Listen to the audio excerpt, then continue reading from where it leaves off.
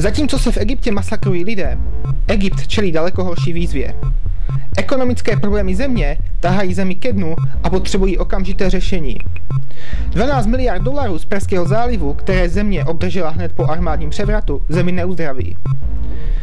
Dočasná vláda navíc přerušila kontakt s Mezinárodním měnovým fondem a teď hledá způsob, jak zemi dostat z ekonomické krize. A jak autor Mahdi Darius Nazemroaya v rozhovoru s Rayem Dawsonem poukázal, Egypt se vrací tam, kde byl, akorát má daleko větší problém. The direction Egypt was going in, I mean, it's not necessarily, I think actually it's wrong to blame the Muslim Brotherhood for it, because Egypt had fundamentally devastating conditions set on it.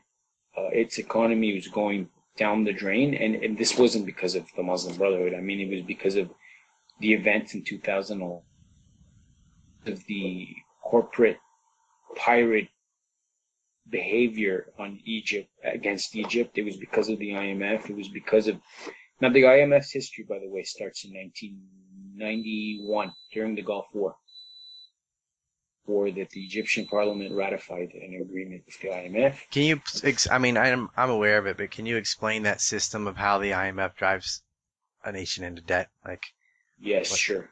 It's very, it would be my pleasure to explain how the neoliberal economic regime that is instated on any IMF partner or IMF state under IMF breaks down the economy. The way it works is it imposes loans, there's conditionalities.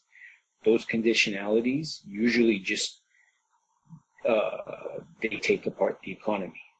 Like I'll give you an example is they say cut back on education, cut back on healthcare, cut back on, social services.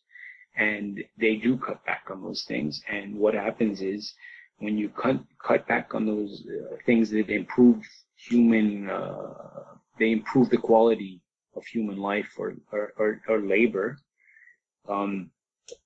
the country's economy is actually, it's what's it called? It's damaging its own economy. I mean, if people don't get a free education, for example, in these countries, and I'm not talking about university education, I'm talking about like maybe high school or something, it prohibits the country from investing or sustaining certain economy. I mean, like people are the most important. Yeah, the human capital. The human capital is the most important, and what this does is it destroys the human capital, and the country can't pay back the debt. So it takes another loan with higher interest, and it just goes on. And in fact, even the loans are fictitious, to be honest. Like no money is really transferred. It's just a figure on paper, and the interest goes higher.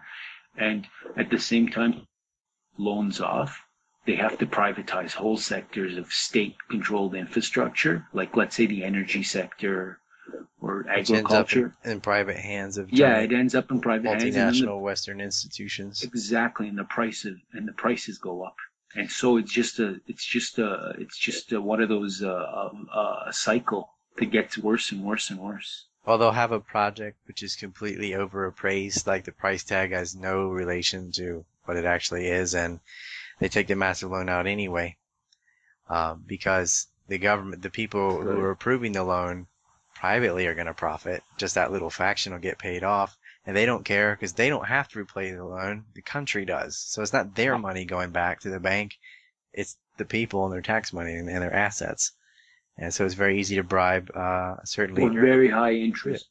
Extremely high interest. And they might not even have enough money to pay it back, so they end up selling property, and it ends up going to these multinationals. So it might be in Egypt, but it's owned by British and Americans and French. Well, the thing in Egypt that happened since 1991 was Egypt was always self-reliant on food, but since 1991, that tide's been changed in the entire farming sector. Agricultural sector was destroyed because of the IMF conditions. That's what it did. That's the same thing that happened to Burma. They used to have to be the biggest rice exporter in Asia. and now they can't feed themselves. Yeah, and Egypt can't feed itself either, and because the population is so large, the government has to subsidize, but it can't continue like this. I mean, it can't continue to subsidize food, and it's broke. The economy's like it's destroyed. I mean, like this is one of the reasons inside Egypt, and it's not because of the Muslim Brotherhood. I mean, the Muslim Brotherhood didn't help. They went along with it, of course. They just, like I said, it's a continuation of the old regime, continuation of neoliberal policies, continuation of the same foreign policies. I mean, continuation of the old regime in every manner, basically, except the mask was changed. You know, Mubarak's face was changed with Morsi's face, but so the Egypt's conditions have become much worse. The agricultural sectors destroyed. They can't feed themselves. We have a crisis on our hands. But do you think hitting that bottom is what has mobilized all these millions of people? Do you think the Freedom and Justice Party will be able to put pressure on whoever comes in and be more military, whatever? I mean, I don't think the protests or anything are going to stop. People are out of work. They're hungry. There's no food. No. There's going to be an entire cycle of this going on. Like, this was not the end of the protests. There's no way right now that the economy won't be fixed in one night, a week, or a month. These problems are going to be there for a long time, and the Freedom and Justice Party didn't do anything. I mean, they want power. Mm-hmm. It's not going to be we want this and this for the people. Like, maybe that'll be in their slogans, but there's an internal power struggle in Egypt for just managing the country for the United States, essentially.